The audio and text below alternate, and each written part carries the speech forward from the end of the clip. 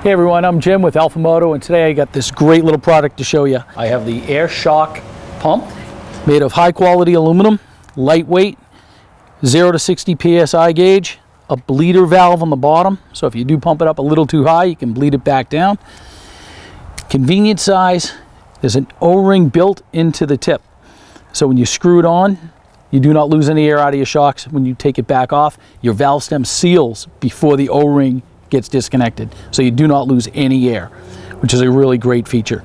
The size of it, it's small enough to keep in your saddlebag, big enough to take care of the job you need done. And this is how we put it on. Every bike is a little bit different. This is a 98 Harley Davidson, and this is where the port is for adding air to the rear shocks. So you just put it on, screw it on. If you notice, you didn't hear any air bleeding out. Pump it up.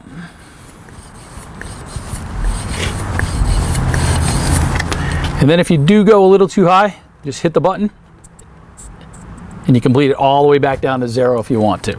Pump it back up and set it for what the manufacturer recommends setting it for, because you'll always have a different load depending on how much you're carrying. And it's that simple. To take it back off, just unscrew it from the port. And as you can hear, no air is lost from the shock because the valve stem seals. It's a great little tool, works as we say it does. Order yours today.